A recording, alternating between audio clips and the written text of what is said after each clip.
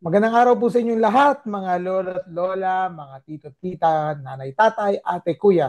Nandito po kayo sa inyong paboritong podcast na nagdi-discuss at nagpapalalim sa mga may init na balita sa araw na ito. Wala kayo sa lolo ko, kasama niyo po si Romel Lopez at ang ating Pulitzer Prize winner and veteran journalist na si Manny Mugatoy. Lamogs, Ay, magandang araw, Karomel. At nako, may nagbabadya na namang unos politikal sa ating bansa. akala ko bagyo na na ifo-forecast ng pag-asa eh. Hindi, Politics eh, ano, no? political storm. Oo. Ang mini-mention po ni Manny Mogs dito ay merong isang scanned copy ng letter na galing sa Iglesia ni Cristo na nag-request na magdadao sila ng 3 araw na rally sa may EDSA Shrine Yan. mula sa November, itong araw, anong araw na yun? Sa 16, may 16 hanggang oh, 19 ba yun? Or 18. 18. 16 hanggang 18, 3 araw. Pero sumulat po sila kay Quezon City Mayor Joy Belmonte na wini-withdraw nila yung kanilang request na mag-rally doon sa People Power Monument. At sila daw ay nag-decide na lilipat na lang sa isang lokasyon. Anong basa mo rito, Mogs? Kasi maraming tao magalit eh. Biro mo, okay lang yung 16 kasi linggo yan eh, di ba? O, linggo, tama. O. Pero yun Oh, ang pero interest yung nila, di ba? 17, 18, Lunes, Martes yan, EDSA pa. Eh di Oo. katakot-takot traffic yan, no? Mm. Kaya siguro ang tao, imbis sumama dyan, magalit pa, no? Abalang Mm. malaki. Doon na lang sila sa Luneta o kaya doon sa Oo nga, tama. Quezon Memorial na wala ganong tao. Pwede rin naman sa may Liwasang Bonifacio kasi designated na Freedom Park 'yon. So they can always hold their rally there. Pero sa Eh, mga sa mga kababayan natin traffic na din doon, nanonood na papuntang Divisoria. yun lang. Pero sa konting context lang no Mogs kasi yung request ng Iglesia ni Cristo na mag-rally is for transparency and good governance daw. So walang Oo, nega correct. doon, walang negative doon, okay? Suportado natin 'yan lalo na dahil sa freedom of speech and expression 'yan. Pero, yun nga, bigla silang nag-withdraw. So, ang expected attendance sila sa original letter nila. Ang interest nila, 300,000. November 15. Okay? November 15 sila mag-assemble at 3 araw daw sila magra-rally. 16, 17, 18. Grabe, hindi ka ba mapagod nun, Mogs? Walang uwian. Walang Walang uwian. uwian eh. 16, 17, 18. At ang expected attendee daw nila is 300,000 per day. Ang bulong-bulungan pa is may sasali daw ng ibang grupo. Di ba, Mogs? Oo, yung yung kay Pastor Kibuloy na Mm-mm. KOJC at yung Oo, kay Joel Villanueva na JIL. Jesus is Lord. Mm. Kaya inaasahang malaki yung dadalo sa nasabing rally, no? Mm-mm. Ang problema nga, magkakaroon ng inconvenience yan, no? Sa mga motorista, Mm-mm. no? Lalo sa EDSA. Mm-mm. Eh, gumagalaw na naman yung yung mga investigasyon doon sa ating corruption na scandal, no? Mm-mm. Ah, actually, yung nga, si dating DPWH Secretary Manuel Bonoan, Yes. isinama na sa Mm-mm. inireklamo, no, sa ombudsman, no? Mm-mm. At yung mga engineer, no, na iba pa dahil sa Mm-mm. ghost project sa Bulacan, no? Mm-mm. So, tingin ko, Romel, tama lang siguro na ang taong bayan kasama yung iglesia at ibang mga sekta at ang simbahang katolika mag-ingay at Right. magprotesta dahil wala pang napakulong, no? Wala pang pananagot diyan sa nasabing pangungurakot sa ating kabanang bayan, no? Pero kung nakita mo namang umuusad na yung mga investigasyon, no? Siguro nagbawasan yung ano no, nagbawasan yung galit ng tao, no. So tingin ko dapat lang na magprotesta tayo dun sa mga lugar na designated na Right. Freedom Park, no? Tulad ng Mm, mm, Luneta, no? mm. Gusto mo, sa linggo ka maglaro dyan sa Luneta, walang gagawin sa'yo. Oo. Literal na Diba? walang uwian eh. Tambay na luneta eh. No? Oo. Tsaka hindi, Romel, malaking gastos yan. Oo. Kasi, Imagine anong budget kada tao no para sa oo, pagkain. hindi Ay lang yung tubig lang ano, eh. hindi lang yung kalutao, kundi pagpunta rin sa lugar, siyempre dadalhin Mm. mo yan ng sasakyan, no? Uupa sa Oo. sasakyan, no? Number two, papakainin mo yan, di ba? Oo. Kakainin mo yan, no? Number three, alangan namang wala kang sound system doon sa Mm. lugar, no? So Tama. talagang malaki ang gastos diyan, no? Hindi ko lang alam kung yung mga kolekta ng Iglesia ni Cristo linggo-linggo pupunta diyan sa rally, no? Oo. Siguro naman hindi gagastos si ano, yung mga leaders ng simbahan, no? Mm. Siguro bahala kayo sa gastos nyo, di ba? KKB. AKB. Kumbaga, yung Oh. gastos ng particular na reliyon para sa mga miyembro nila. Pero, syempre, tama ka rin yung point mo ron, Mogs, eh. Gagastos ba ang JIL or ang Kingdom of Jesus Christ sa mga pupunta ron na maring hindi miyembro nila, maring malay mo, Katoliko, pero gustong sumali sa kanilang panawagan, di ba, ng open and transparent government. Eh, may, So, may chismis nga ako, 3,000 daw ang bawat ulo na pupunta riyan. Per day. beside yun na ano yun in cash yun Mogs ha, in cash. Hindi yan Oo. yung ano, hindi yan yung pagkain. Hindi, hindi, oo. Oo. Oo. Ang laki So, pera kung nun. 3,000 times 300,000, Oo, malaki yun. di ba? Oo. Tignan nga natin para sigurado i-compute natin. Kasi wala akong ano eh, hindi naman tayo magaling sa math eh. So, 300,000 times ano 3,000. yun? 3,000. 3,000, oo. O di ba? Per day. 900 Per day, million. Per Ayan, day, pakita natin. 900, ayan o. Nakikita nyo sa Yan. inyong mga screen. 900 Oo. million. Ayan. Yan, Ayan. per day, Per day. Per day. Per day. Oo. So, So, kung gawin natin times 3, 900 million. O, yan po ang total. 2.7 2.7 billion. billion. O, di ba? Aba, Para parang ghost project yan. sasabihin ko na sana mo, cheap lang yan kasi parang Oo. isang proyekto lang yan. Oo. Imaginin mo, ilang libro ni Manny Mogs ang mabibili ng 2.7 billion. Ayan, oo. Diba? Ilan yun, Mogs? Oh. Malaki yun. Magkano ang libro mo? 1,000 lang. Oh, 1,000. Oh, kung Oo. 2.7 billion divided by 1,000. Oh, di ba? Makakabigay po si Manny Mogs ng 2.7 million copies ng kanyang libro. Oh, di Ayan, ba? oo. Oh, dapat yun na lang. Bumili na lang ng libro. Oh, di ba? Yan, correct, oo. Kaya Kesa mag-rally pag kayo. bumenta Oo. yung bumenta ng 2 milyong kopya ang It's Me book, aba, Yan. sasabihin talaga natin na hindi lang book, wala ka sa lolo ko. Nakabenta ng Yan. 2 milyong kopya ng libro. Imagine mo. Oo. Alam mo, Romel, nabalitaan ko, nagpagawa na ng t-shirt eh. Oo nga eh. Yun ang narinig ko rin eh. Handang-handa na eh. Actually, kahit mga logistics eh. May mga bali-balita nga rin ako na yung iba, nag-file na ng leave. Oo. Pero Handang-handa alam mo, na. ang sinasabi ng mga kakilala ko no, sa simbahan na yan, na hindi raw sila manawagan ng Marcos resign sa gagawing Oo. rally. Pero Mm. hindi natin alam kung mangyayari nga yan. Kasi, alam mo, marami dyan kasamahan ng Pro Duterte. No? Oo. Actually, Oo, nakikita ko nga yung panawagan na mag-join sa rally na yan, Mogs, sa mga Duterte supporters and influencers sa social media. Napapansin ko na yung mga content nila eh.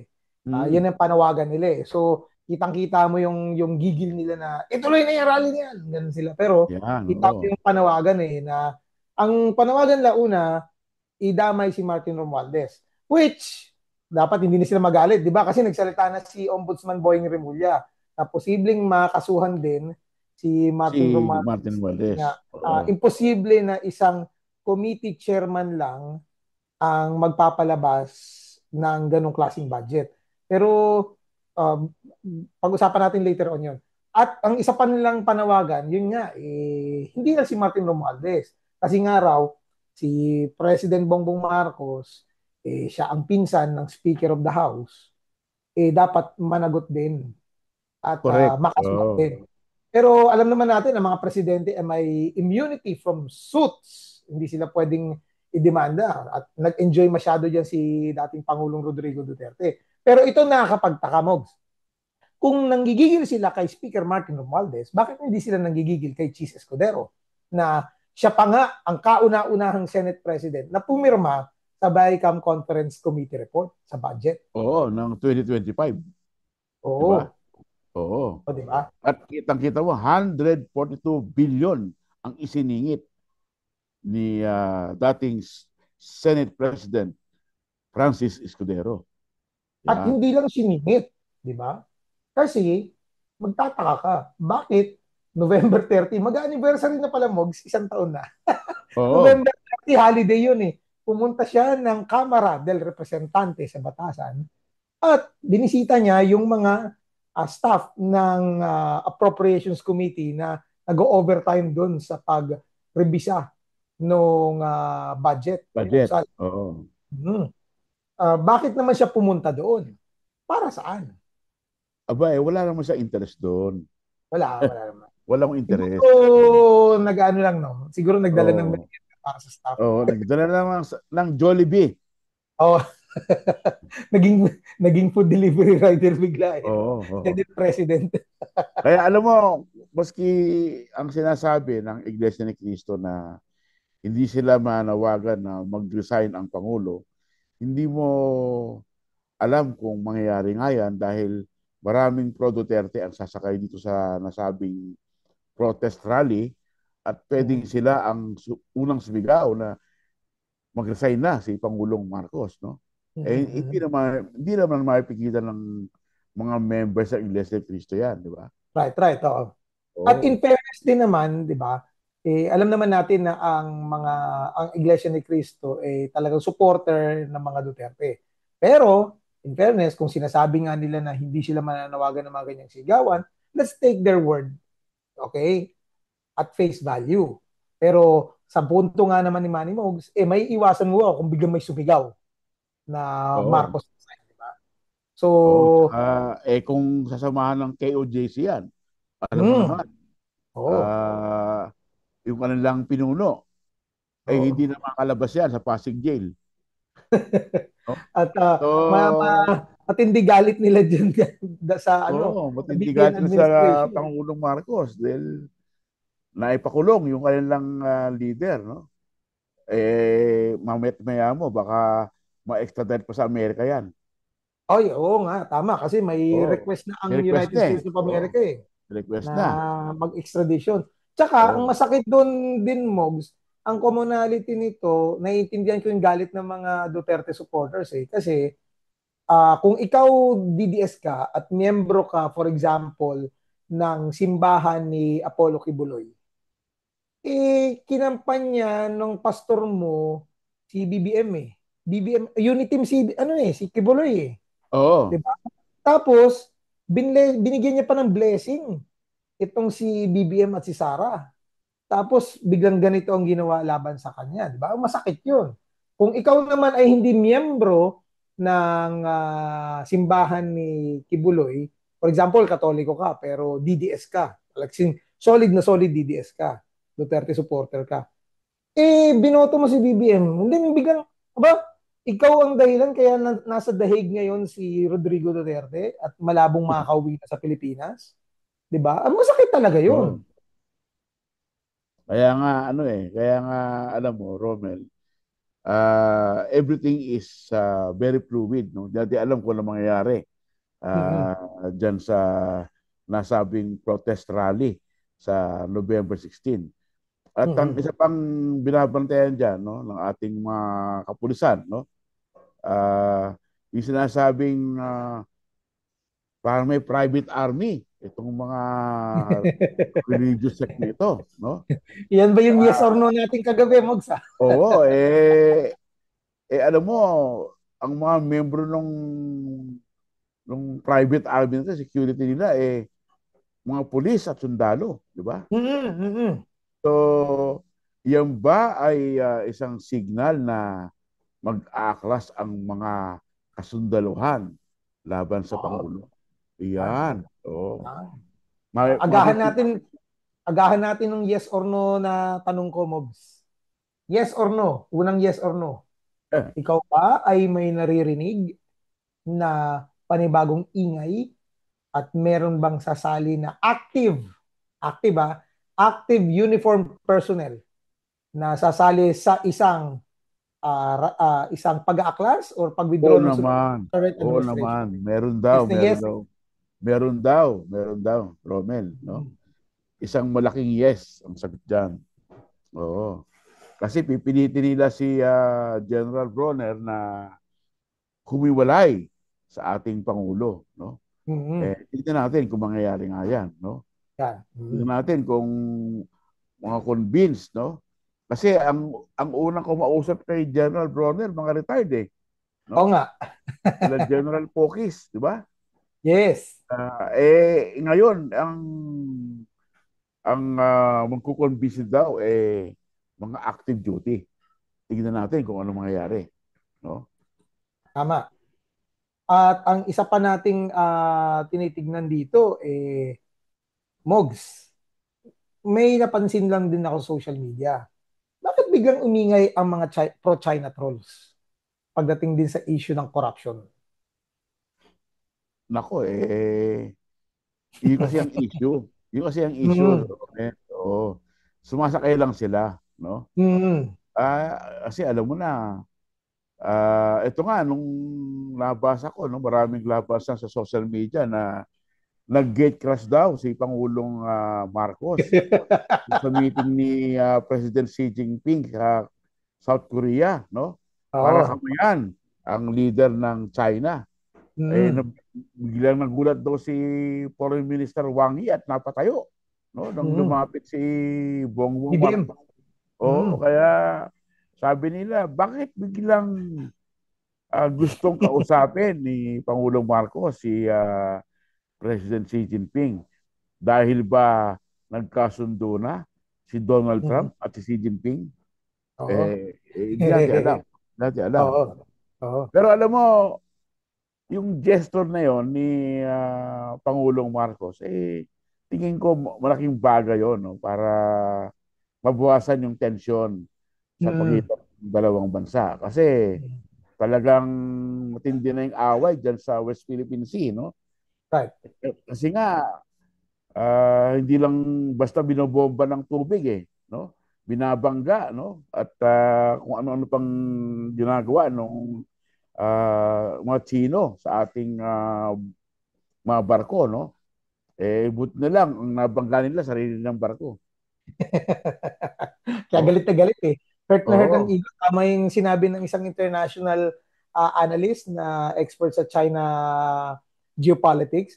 Yung malaking ano yan, malaking dagok sa pride ng China yung pagkakabangga at nasira yung China Coast Guard na barko dahil sa nangyari yun. Mm. Pero balikan ko lang konti, Mogs, yung claim ng mga pro Duterte content creators na nag-gate crash daw si BBM sa APEC conference. Ikaw, matagal ka nang nagko-cover ng mga international conference. Sa tingin mo, posible na ang isang leader ng isang bansa ay makapag-gate crash sa isang exclusive meeting ng like para bilateral meeting ng dalawang bansa? Alam mo, Romel, may hirap tansyahin yan. No? Kasi alam mo, yung pag-uusap ng China at ng South Korea ay nasa isang kwarto.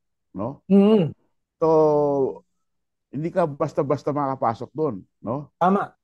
Oo. So, kung di ka papayagan nung security, no? Correct. Sa pinto ng kwarto. So, ang ibig sabihin, maaring may paunang koordinasyon, no, ang Philippines dun sa ginagawang pag-uusap ng China at South Korea, no? Mm-hmm. Pwedeng siguro nakiusap yung ating embassy o ating foreign ministry, no? Na pwede bang pumasok si Pangulong Marcos para kumamailang o batiin si presidency. Maaring Mm-hmm. gano'n. Kasi di naman basta-basta papasok ka. Dahil Correct. paano ka makapasok doon? Dahil doon pa sa pinto, may gwardiya na. No? Exactly. Oo. Oo. Tsaka hindi ka naman ine-expect doon. No? Mm-mm. Talagang, siguro, sa tingin ko talaga, no, nagkaroon ng prior coordination. No? Mabilisan lang. No? Parang meet and greet lang. Kaya siguro pumayag naman yung Kaya China. pinagbigyan. Oo. Oo. Bigbigyan. Oo. Mm-mm. Kaya imposible yung kiniklaim nila na nag-gate crash itong si Bongbong doon sa meeting ni Xi Jinping tsaka ng presidente ng South Korea. Oo, mahirap sabihin na nag-gate crash. Pag sinabi mo ng gate crash, ibig sabihin, binraso mo yung security sa pintuan. At Diba? wala talagang permission, bigla kang pumasok. Oo, oo. Mm. Kasi alam naman natin ang gate crashing dito sa Pilipinas, yung literal na hindi ka imbitado sa handaan, bigla kang dumating at makikain ka pa. Ayan. Tsaka alam mo, mula sa pinto hanggang doon sa mesa kung saan nag-uusap yung dalawang leader, maglalakad ka pa eh. Diba? Hmm. Tama, So, tsaka ang daming ano, 'di ba? Ang security niyan, Mogs, hindi lang security ng ano eh. Nadala ni Xi oo, Jinping eh. Security rin ng South Korean president, oo, meron yan eh. oo. Kaya talagang talaga tingin ko, may prior coordination yan. Oo. Oo, allowed Pinalabas 'yun. lang na sorpresa si Xi Mm. Jinping. Oo. Oh, at nasorpresa si ano, Si Foreign Wang Yi. Minister Wang Mm. Yi. Oo, imposible 'yun. Kasama sa script yan. Oo. Para yun nga, parang on cue, Mogs, no? Parang pagkalabas nung ano Oo. nung video, biglang ginamit kagad pinambanat kay Bongbong Marcos eh. Tsaka may video si Bongbong. Ibig Mm. sabihin yan, paalam. Inalaw din. Oo, pinayagan din Oo, yun. inalaw din. Kasi hindi mo pwedeng basta-basta kukunan yun eh. Correct, Di oo. ba? Mm. Mm, mm. Oo, kung Magpapaalam kasama din ka yun. ni Pangulong Marcos, kung kasama ka ni Pangulong Marcos, siyempre ipapaalam mo rin yan. Mm, tama. No? Hindi naman siguro video ng China yon o video ng South Korea. No? Tama, oo. Oo. Kasi si kay Bongbong Marcos nakasunod yung yung camera, Mm, di ba? mm, So mm. So, talagang PCO yun. Oo. talagang may paalam yan, hindi pwedeng Oo. bigla-bigla lang. Saka Oo. hindi yan Alam mo naman napapaalam ng ilang oras lang bago yung event. Matagal na ano yan. May, oo, may mga vetting process yan eh. alam mo naman na si Xi Jinping yan, no? Talagang ang bodyguard yan sa katerba, no? Sabi nga ni Pangulong Marcos, baka raw sa suntukin ng gwardiya, di ba? Pero drama na yun. Oo. Oo. Oo. So, yan po mga manonood dinibunk ni Manny Mogato ang fake news na nag-gate crash si Pangulong Bongbong Marcos. Okay, baka mamaya sabihin niyo naman, bayaran na naman kami ng Marcos administration. Ang amin lamang po is kung anong totoo, anong tama. Okay? So, hindi po totoo na makayang or pwedeng mag-gate crash ang sino man, lalong-lalo na nakakaya yung isang presidente ng isang bansa biglang susulpot sa isang meeting na hindi siya imbitado kahit man lang makipagkamayan. Okay? So, imposible po yun. Okay, ang anong comment mo ron, Mogs? Nabanggit kanina nasabi ko rin kanina, yung comment ni Ombudsman Boying Remulla na may command responsibility itong si dating House Speaker Martin Romualdez at maaring siya ay masama rin sa demanda sa in relation dito sa flood control corruption scandal sa DPWH. Parang kasi mahirap paniwalaan na hindi alam ni Speaker Romualdez ang nangyayari, no? Mm. Sa kanyang kapunungan, di ba? At Mm. alam naman natin na medyo malapit din sa kanya si Congressman Saldico, no? Mm. So hindi pwedeng hindi ipaalam sa kanya kung ano ang nangyayari diyan sa Right. Bilcam meeting, no? Mm. Eh tama lang na siya ay panagutin dahil sa command responsibility. Pero yan ay simula pa lang, Romel, kasi wala pa talagang ebidensya na nag-uugnay, no, directly or indirectly kay dating Speaker Romualdez na may kidalaman siya diyan sa insertions bicameral committee na kung Mm. saan bilyon-bilyon ang napunta sa mga congressman at senador Mm. bilang kickback, no, diyan sa mga Mm. infrastructure project. At least 20 to 30% no ng budget, no. Kung siguro kung may 1 trillion budget yung DPWH ngayong taong ito, ang sinasabi nga ng mga engineer 20 to 30% yung nakulimbat ng Mm. mga lawmakers natin, ibig sabihin umaabot sa 300 billion ang nawawala sa Correct. kabataan, no? Paano naman yung ibang ahensya na uh, pumipicture dyan sa sa mga project, no? Mm. So, Saka tingin lawmaker ko, pa lang yun, Mogs, Klaro, proponent pa lang yun, i-highlight lang natin proponent. yun. Proponent Proponent. pa lang yan. O Oh, di meron pa yung taga DPWH, meron pa oh, yung taga, malay natin, sa COA o sa saka DBM, contractor. Oh. kontraktor. Marami Hmm. yun. Oh, Ilang so layer talagang yun. talagang isang malaking sindikato itong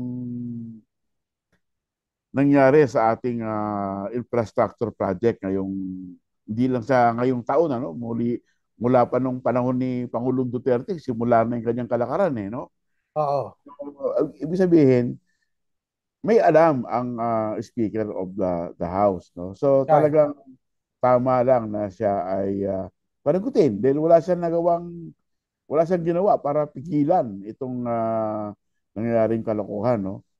Kasi Mm. tingin ko kung mapauwi si congressman ko, lalabas talaga yung totoong koneksyon ni Speaker Romualdez dyan sa Mm. nasabing anomalya, no? Pero sa ngayon, Mm.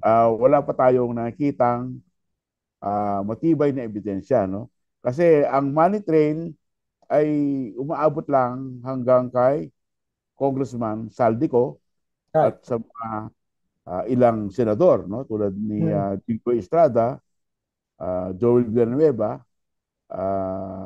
si dating Senador Bong Bong Revilla Revilla. Mm. at si Senate President Chis Escudero. Parang hanggang Oo. doon pa lang maabot yung Tama. yung Oo. mga naratibo ng mga engineers at Mm. sa maraming pagdinig sa Kongreso at sa Senado ay walang bumanggit na nabigyan ng pera si Speaker Romualdez, no? Mm. Although ang isa lang nagsasabi ay si Sergeant Gutesa. Hanggang ngayon ay Oo. hindi pa alam kung nasaan, no? Oo. Hindi pa Eh, alam kung sabi mo nasaan. nga kagabi, hindi makorroborate. Siya lang ang nag-claim at walang hindi kagaya ng mga kila Bryce Hernandez, Mogs, no? Dalawa Oo. silang engineer, nagkukwento na ito nagbigyan, pinakita ng picture, yung mga pera nakapatong at hinahanda sa Oo. lamesa, di ba? So, Pati yung mga driver na nag-deliver, di ba? oo, Umamin din. inamin Oo. nila. Pero si Gutesa, siya lang ang nagsabi.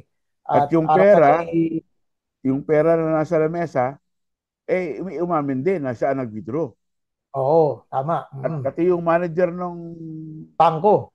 bangko kinonfirm na nag-withdraw nga, no? So Mm. talagang kung titignan mo yung paper trail, no, money trail, Hmm, meron talaga mula meron talaga. bangko, no, hanggang sa engineer, hanggang sa ikasaldi ko. Pero hanggang doon Oo. na lang Mm. tumigil, no? Kasi hindi natin alam kung sa saldi ko lalabas pa, no? Pag Tama. lumabas yan, Mm. sabihin niyan, oo, binigay ko yung iba kay Speaker. speaker. Pero Oo. wala pa eh. Wala eh. Kaya Oh, wala. Mm. spekulasyon lang yan, no? So, Mm. yung ating mga kababayan na ah, naghahangad ma idiin, no? Si dating Speaker Romualdez, magantay-antay lang kayo. Correct. Oh, Ito baka kasi si sakaling ano mapauwi. eh, ito kasi si Senador Dante Marcoleta nagsalita lang si Gutesa, siya na raw ang pinaka credible na witness. Correct. Oh. Siya nga yung walang ebidensya, tapos yung kanyang affidavit pa peke yung ano, yung pagnotaryo. So, 'di ba? Para may principle 'yan eh. Mahuli kang magsinungaling ng isang beses, paghihinalaan na yung credibility mo Oh, sa mga credibility susunod na mo. Correct, pagkakataon. tama. Tama, Mhm. Romel. Tsaka alam mo, sila sabi ni Marcoleta, yung star witness niya, hindi niya nakausap, no? Parang saglit lang na biglang dumating sa kanilang tanggapan. Pero umami na po si dating Congressman Mike Defensor na kasama siya at si Senator Marcoleta na nag-prepare ng affidavit, no, Ayun na. ni Gutesa, no? Mhm. So, kung pinaghandaan nila yung affidavit, siguro naman hindi lang 3 minuto 'yan, hindi lang 10 minuto 'yan. Correct. Hindi lang, Ang haba nung narration niya eh. So, oo, siguro hinanda yung script. oo, so siguro talagang ah, ginawa yung script, no? A day before o ilang araw before, no? Na bago humarap sa Senado itong si Sandy Gutesa, no? Mhm. Ang problema, nakakalimutan pa nga yung script niya eh. Kaya si Marcoleta, dala-dala yung papel, eto, basahin mo. Pero hindi Oh, kinout siya, hindi niya kinout yun. oo, pero paano masabi na hindi niya alam yung laman nung testimonya dun sa affidavit, no? Kung siya pa mismo nagtuturo na eto, basahin mo itong paragraph na to, di ba? So, ibig sabihin, Mhm. may alam prior to the appearance ni Sandy Gutesa itong si Senator Marcoleta. At Mhm. bakit naman hindi na sinabi sa chairman ng Blue Ribbon Committee na si Correct. Senator Pig Lacson na may testigo ako, di ba? Bigla na lang Mhm. ihinirap, bigla. Kaya, Oo, yun. ayun, sabit-sabit sila ngayon, no? At Yan. yung RTC, no, ng Manila ay sinabi na ang pirma ng abogado na notaryo dun sa affidavit ay peke, Peke. no? Base yan sa investigasyon ng NBI, no? Kasi na-interview si si bagong NBI director, no? Yung OIC, si Mhm. Lito Pangno. Sinasabi niya na yung pirma ay dinouble check nila sa mga pirma na dating ng abogado at lumalabas nga na peke yung pirma, no? Isa Mhm. question document. Kaya pwedeng kasuhan siguro yung mga tao na nasa likod ng file-making ito. Kasama na dyan, siyempre, yung nag-prepare ng affidavit. Si Mike Kasama na rin ba Defensor dyan yung nag-coach? at si Mark Culeta. Yan. Oo, ayan, yan. So yan po yung mga kakaabangan natin sa mga susunod na araw. We have our final 2 minutes. So ubusin ko lang po yung oras nito para pasalamatan yung patuloy na nagbi-message sa atin sa YouTube, Mogs, at naghahangad na makapag-live tayo. Abangan nyo po, baka this week or next week, makapag-live na po tayo.